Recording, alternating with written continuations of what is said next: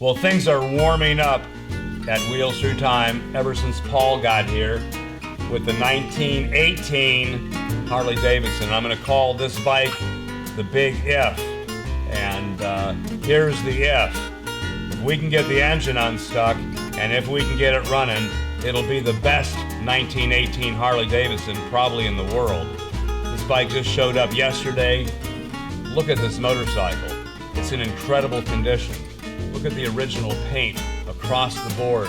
It's a very rare model. It's an electric model. It's got a generator and a distributor ignition with an electric headlight, an electric horn, an electric taillight, probably the most expensive bike that you could buy in 1918. And it has a sidecar with Paul in it. And we've got the hot plate going and the engine's heating up.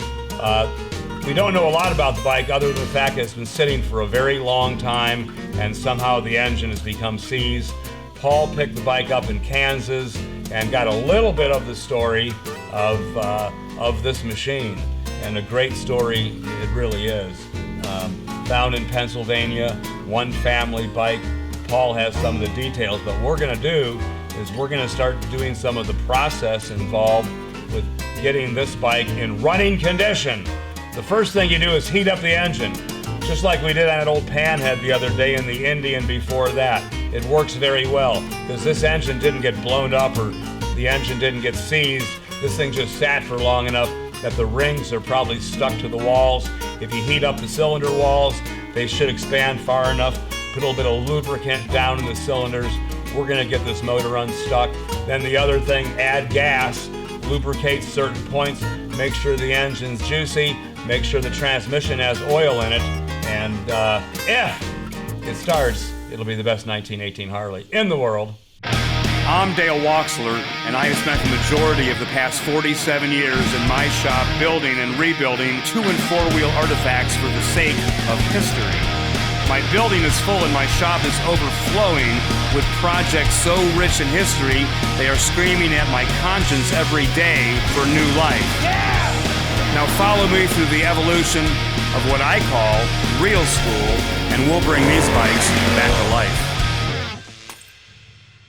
What Paul's doing right now is he's oiling the rocker arms, the parts of the engine where the valves moved. He's already squirted Croil or oil in the cylinder holes. We've got the engine heated up pretty good, and the oil drained out very nicely. So when this engine was shut off, I'd say it was running pretty good. The plugs look really nice, and I think just in a couple minutes we're going to see if we can free this thing up. Are we ready? Okay, you stay right there. Stay right there, Daddy. You'll be able to feel if it pops. You ready? Just like that. Ooh. Did you hear it? Okay, what we have now is a free engine, and that did not take very long. About 30 minutes on the hot plate, a little bit of tender love and care, and hey, Paul, reach down there and see if you can do the Kickstarter with your hand. So if he can kickstart with his hand, we're gonna be pretty sure this thing will easily kick over. We've got neutral now? Yeah, you're in neutral.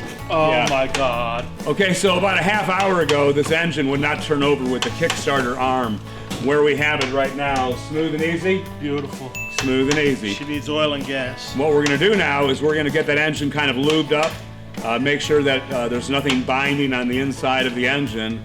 We're gonna check inside the fuel cap, oil cap, and it's gonna be runner. How are we looking? She likes it. I think this motorcycle will run as good as it looks, and bringing it here at the Wheels Through Time, Dale Waxler is the best. He's going to make it run. He always says if it's got spark and it's got gas, it's going to run, and that's what we're going to get started on first, is making sure that the carburetor's not going to overflow with gasoline, that the needle's stuck. Once that's done, we're going to throw some spark to it. So I hope for surely Dale will make it run. He won't quit till he does. Okay, so as a matter of how this process is working, it's working damn good. And what we're gonna do right now is get rid of the hot plate. We've got this thing hot enough. Put the drain plug back in it, and at that point we'll give it a couple hand pumps of oil, and this engine should be ready to run. Got to add gas. Let me have that can of Croil. I'm gonna work on this car just a little bit. When I saw the 1918 Harley roll out of the trailer, I said, this has got to be one of the best 1918 Harleys in the world.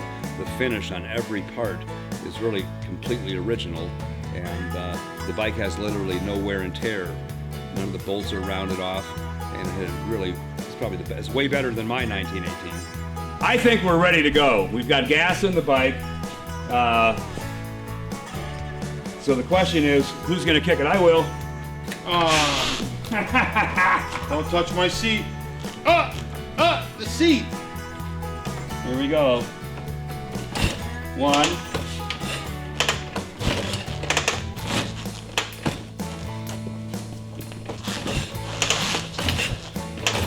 I'm just seeing if it is flooded. You got full throttle? Yeah. I don't smell any gas yet. The patina on this motorcycle is so original. The seat is just unbelievably original that you would be afraid to sit on it. I'm talking to Dale about the seat. We're really concerned about that. As much as I like to ride vintage motorcycles, I want to be able to ride this motorcycle. So we're going to put some leather conditioner on that seat, maybe soften it up. If not, I'll take the seat off so that I can ride it, because I love riding these antique bikes. Okay, so the next step here is with the old battery. It looks like it's draining some of the voltage with the battery charger, only allowing to give something 3 volts. So I'm going to take a remote battery, connect it sitting outside here, and then we'll go through the ignition system this way. But I'm still worried that the amount of voltage that the coil is taking, or the amperage, we could have a bad coil. We're still in if land. I looked over the spec book on the 1918 Harley, and my friend Bill Redensel from the Harley Museum had done some research for me as well, and this motorcycle is exactly how it was built in 1918. Here's the next step. We're going to get rid of all these tools, and we're going to get rid of the battery charger and the extension cord, all the chemicals, and we're going to get lucky, and this thing's going to start.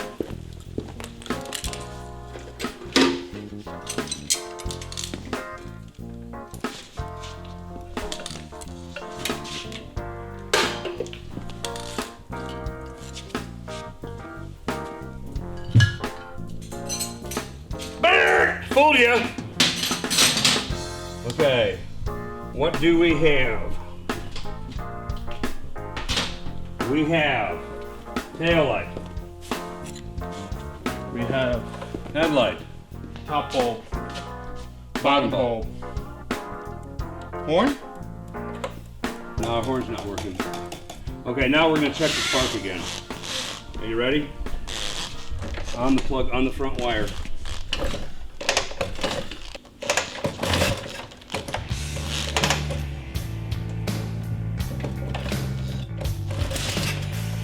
Pushing close.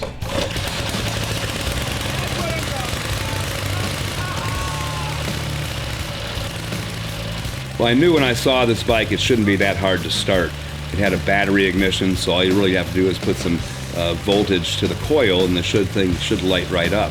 And I had a kind of a comedy of errors. I've really never worked on a 1918 Harley with that ignition switch, so there's some new discoveries on that. And then a battery charger, and then jumping a battery and moving clips and wires around, and the wire clip broke. It was a little frustrating, but eventually we got all the wires hooked up in the right place, found the engine had good spark, has great compression, and getting the engine unstuck wasn't that big of a deal. That was really the big if. And then I thought after that it would start right up. Took a little bit.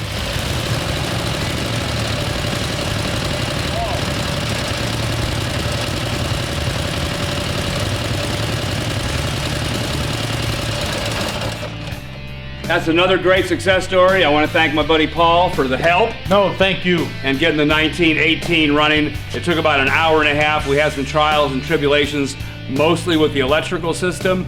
We haven't fixed it yet. We kind of have a Band-Aid on it with the hot battery, but the 1918 lives again. We'll go on, fix the electrical system, and we'll be riding this one in no time. Well done, man. You're the best. Once this motorcycle started up and it started smoking, as you can see in this place, it's full of smoke. It's a beautiful thing, because that means I can ride this motorcycle. It's a good running motorcycle. I love riding antique bikes. Ridden them across the country 3 times in the Cannonball race.